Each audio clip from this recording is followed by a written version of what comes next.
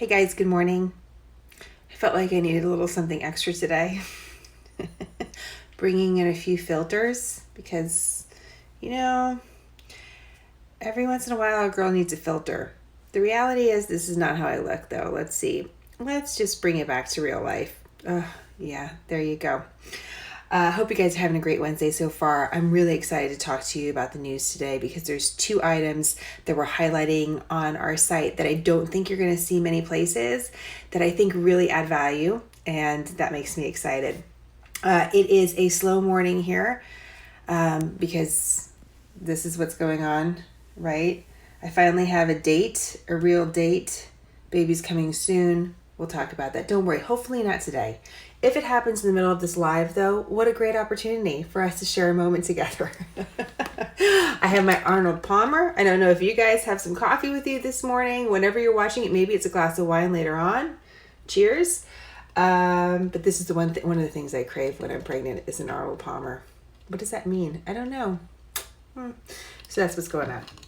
Okay, two things I think you should know today. One, we're going to look outward. The second story, we're going to stay local.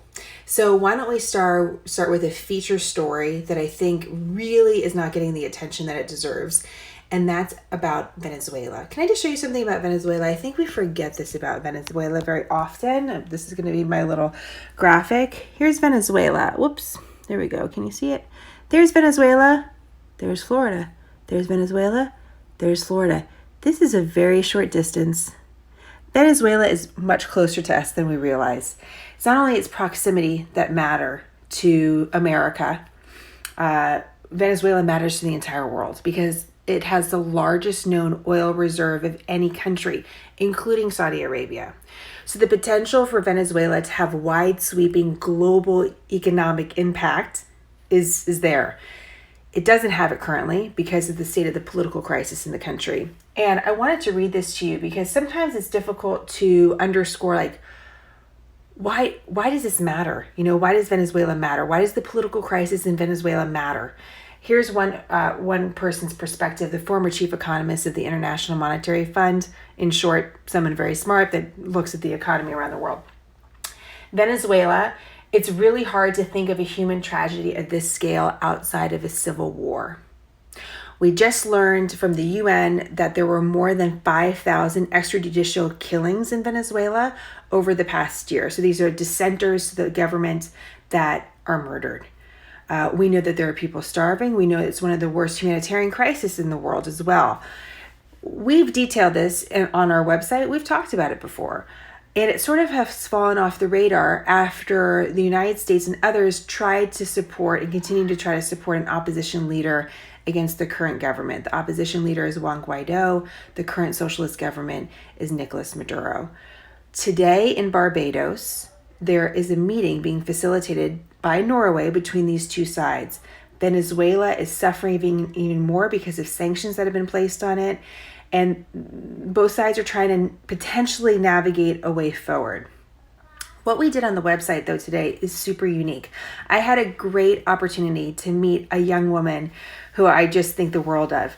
She just graduated from the University of Texas, and she's half Venezuelan. She has an American dad, Venezuelan mom.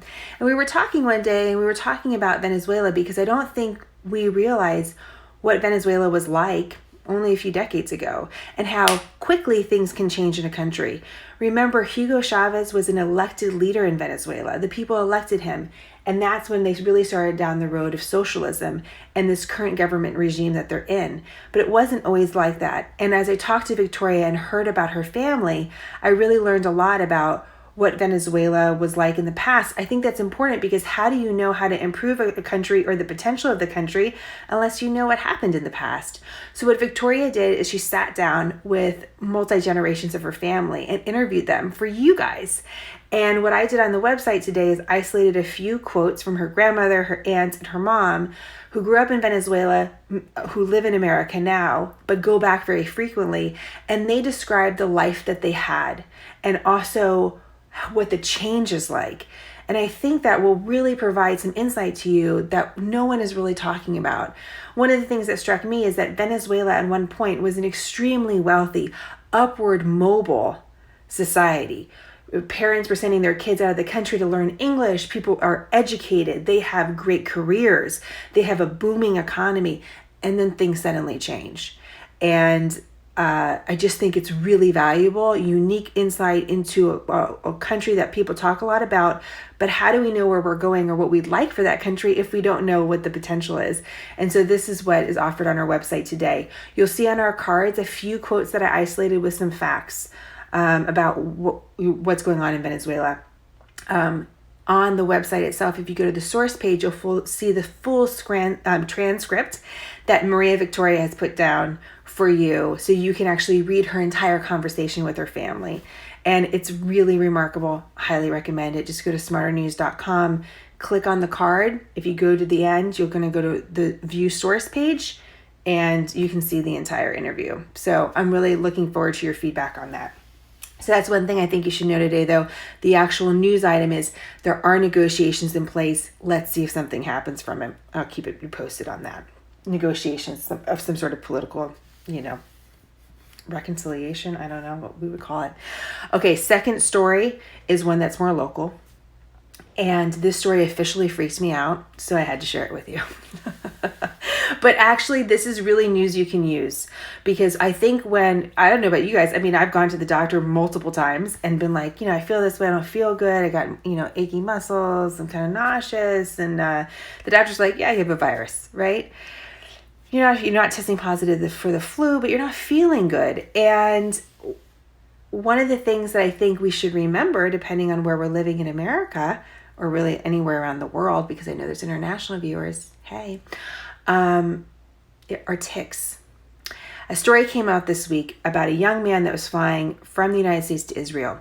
He starts getting an allergic reaction on a plane, but he has no allergies. So why is he even having this allergic reaction? Quick thinking doctor on the plane helps him with getting one of those EpiPen. There was no EpiPen on the plane. That's a side story. But there was epinephrine. Was able to help him, save him. When he landed, the reports were that doctors thought that he actually had an allergic reaction to red meat that he ate the night before because of a tick bite that he got a few weeks previously. There's something called the Lone Star tick. Do not be confused by its name. It's not only in Texas. But when it bites you, some people have, it spreads not only disease, but it can also spread what becomes an allergic reaction to red meat. You don't know that you have this reaction until you eat red meat for the first time a couple weeks after you get this tick bite. And your first reaction could be anaphylactic. So it can be very, very severe.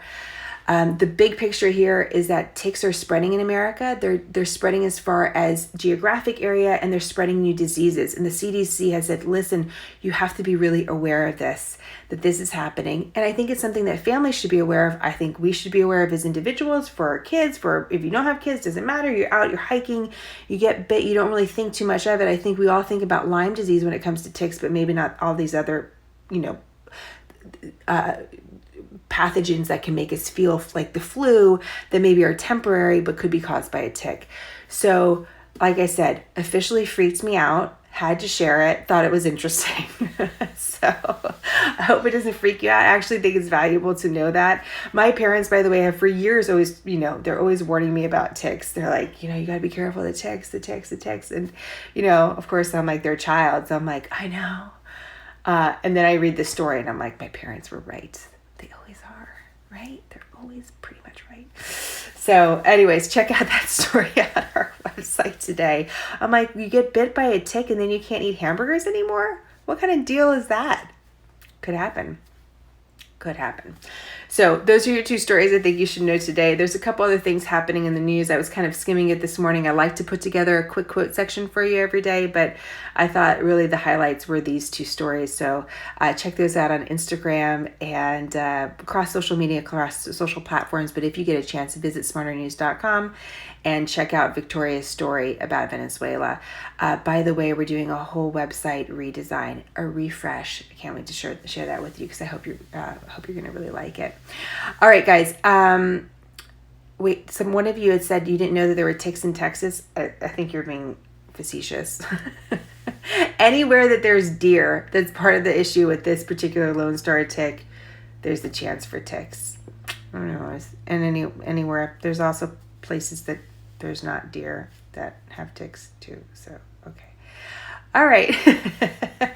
On that note, guys, hope you have a great day, and send me any story ideas you'd like us to check out. info@smarternews.com or direct message us on social media. Talk to you later.